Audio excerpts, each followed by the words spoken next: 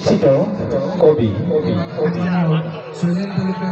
বন্ধু হেমাংগ দাসৰ বজালীক লৈ লিখা অসম সাহিত্য সভাৰ সপ্ততিতম পাঠশালা অধিৱেশনৰ কবি সন্মিলন উপসমিতিৰ বাবে লিখা এটি কবিতা ধ্বজা উৰিছে। মই আপোনালোকৰ ওচৰত পাঠ কৰিবলৈ লৈছোঁ।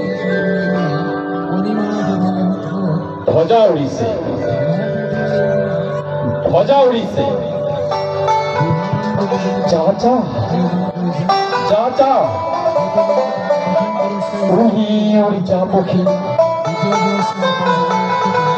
ধ্বজাত চুই নিয়া বতাহখিনি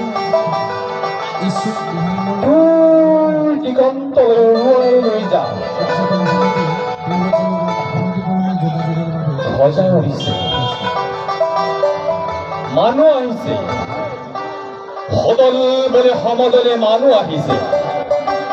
বজালীৰ বুকুতে টোপনি গৈছে, বজালীৰ বুকুতে জাগিছে। গাথা হৈ বজালীয়ে মানুহবোৰক সাৱটি ধৰিছে। কলৰীয়া নাৰী ৰৈ যোৱা শীতৰ সেই জুইকুৰা বজালীয়ে গুম হৈ জ্বলি উঠিছে। গোন্ধ ধৰিছে, কিতাপৰ গোন্ধ ধৰিছে। জাতিৰ দাপনখনত সমাজে নিজকে চাবলৈ আহিছে। পাৰ হোৱা সময়ৰ নোকোৱা কথাবোৰ মানুহেই মানুহক কৈ গৈছে, মানুহেই কাণ পাতি শুনিছে। মেল বহিছে আকাশে বতাহে, বজালীত সাহিত্যৰেই মেল বহিছে। সভালৈ আহিছে মানুহ, জাকৈ কণৰ মানুহ, চৌমুৰাৰ মানুহ, দোকানৰ বাৰান্দাৰে বেঞ্চবোৰৰ মানুহ, বজাৰৰ মানুহ, পথাৰৰ মানুহ, চুকৰ মানুহ, পলীৰ মানুহ, মজিয়াৰ মানুহ। সাহিত্যই টানি আনিছে মানুহ, মানুহেই মানুহ। এৰি দে বাট, খুলি দে ঘাট, ডিঙি মেলি মাত, বাজক মিলনৰ গান। কাল দিয়া বহু মাৰাৰ পাত, চহা মানুহৰ জয় জয় মই মই গান।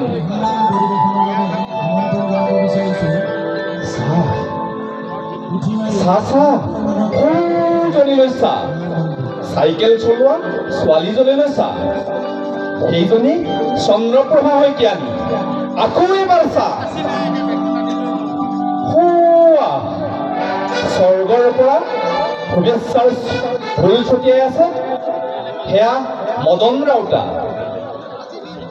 বিষম মলাই পিন্ধি ললে ফুলৰ চোলা, আজি বজালীত সকলোৰে জপনা খোলা। আহক বহক, আহক বহক, চোতালতে পাৰি দিছো পীৰা। সকলো সামৰি সুতুৰি সাহিত্যৰে কথাকে পাতি খাই যাওঁ বাঘমাৰাৰ দৈ আৰু জহা ধানৰ চিৰা। পাঠশালাৰ মাছ চোতালত বহি আছে ভট্টদেৱ, ভট্টদেৱ, বিছানগুছিৰ ব্যাসৰ অৱতাৰ ভট্টদেৱ। নম নম। শংখ বাজিছে, শংখ বাজিছে, বাজিবলৈ দিয়া। খোল বাজিছে, বাজিবলৈ দিয়া। অকয়া সত্ৰৰ পৰা পৰিহৰেশ্বৰে দেৱালয়লৈ অথবা বিষ্ণু ধামলৈ সাহিত্যৰে আলচ হ'বলৈ দিয়া। ধ্বজা উৰিছে, ধ্বজা উৰিছে। কুঁৱলীৰ চাদৰ খুলি আকাশ সাৱটি ধৰিছে ৰ'দ। ৰ'দ নহয় যেন এটি ভূটানৰ কমলা। মিঠা মিঠা এই বতাহ, মিঠা এই সময়, মিঠা এই সপ্ততিতম সময়। নাট্য নগৰী তাত উৎসৱৰ ৰং ঘৰে ঘৰে আজি ৰঙে ভৰা মন, ঘৰে ঘৰে আজি ৰঙে ভৰা মন। নমস্কাৰ।